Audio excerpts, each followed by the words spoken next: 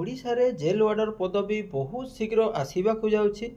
କେତେ ଆସିବ, କେବେ ଆସିବ ଏବଂ କେତେ ଭେକେନ୍ସି କେଉଁ ଡିପାର୍ଟମେଣ୍ଟ ଅଛି ବା କେଉଁ ଇଏରେ ଅଛି ଓ କାହିଁକି ଏ ଭେକେନ୍ସି ଆସିବ ତାର ଡିଟେଲ୍ସ ଜାଣିବା।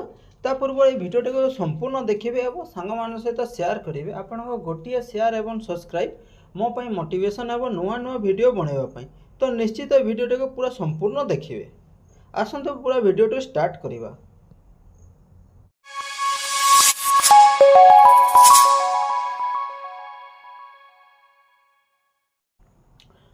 Welcome to BBN study and research centre. देखो जेल वार्डर वैकेंसी आसवाक जाऊँगी गवर्नमेंट ऑफ ओडिशा तरफ वैकेंसी केते आपन 600 वैकेंसी आसवाक जाऊँगी। यह हूँ ओडिशार ब्रेकिंग न्यूज एवं कौटी प्रकाश पाई और केमिति प्रकाश पाई आपण मैंने अधा मैंने कहते आज्ञा न्यूज रे देलानी के सार न्यूज रे देलानी किंतु यह मु डिटेल्स कहबी कौटी प्रकाश पाई एवं केते आसवाक जाऊँगी। आसंत पूरा डिटेल्स जानिबा। तो देखंतु संवाद पेपर रे प्रकाश पाई राज्य रे 600 जेल वार्डर पदवी खाली। तो देखंतु विभिन्न डिपार्टमेंट बहुत पदवी खाली रही जो एबे जो 64,000 खाली पदवी पूरण होगापाई जो कमिटी गठन कराई बहुत शीघ्र पूरण हो। प्लस राज्य रे जो 600 वैकेंसी अच्छी जेल वार्डर ताहा मध्य बहुत शीघ्र पूरण हो। जमी ओएचपी आयर भी जमी 6 वर्ष है आसीनी सेमती यह 2 वर्ष तले आसीथिला किंतु ताहा मध्य फिलअप होइनी किंतु यह बहुत शीघ्र आसीबो। देखंतु भुवनेश्वर जेल तृणमूल सुरक्षा दायित्व रे वार्डर हाथ में किंतु राज्यर समस्त जेल रे आवश्यक संख्यक ऑर्डर अभाव राज्य में 600 रु अधिक वार्डर पदवी खाली पड़ी। तो राज्य में केते 600 रु अधिक पदवी खाली पड़ी।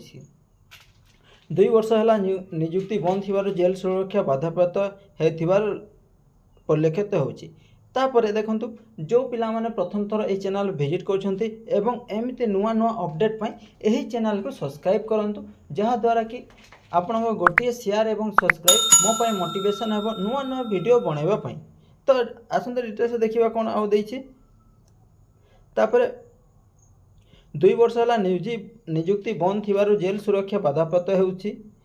चौद्वार झारपड़ा बारिपदा एवं ब्रह्मपुर भली स्वतंत्र जेल रे मध्य अनुरूप व्यवस्था। तो यह निश्चित ओडिशा रही केते 87 जेल ओडिशा रे केते 87 जेल रही।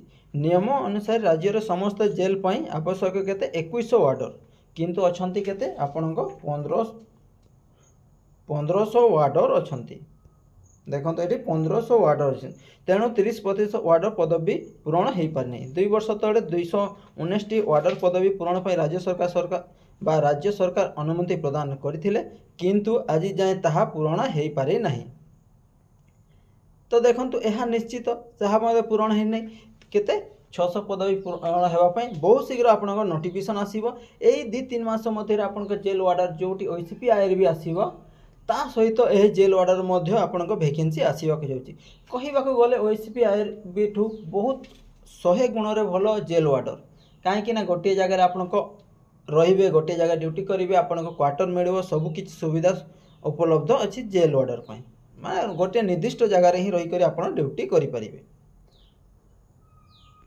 तो देखो यह बहुत ये माने ओएचपी आईआर पर यह वैकेंसी खाली अच्छी तेणु यह बहुत शीघ्र पूरण होगा संभावना देखा एवं बहुत शीघ्र पूरण हो कहीं जो मुख्य शासन सचिव जो कहते कि आपण 65,000 वैकेंसी पूरण हो से भितर ही आपण के वैकेंसी आसबार संभावना बहुत अच्छी। तो पिला माने एबेठु प्रिपेयर होंतु जेल वार्डर पाई। निश्चित अन्य किसी इनफॉरमेशन आले मु टेलीग्राम माध्यम प्रोवाइड करी।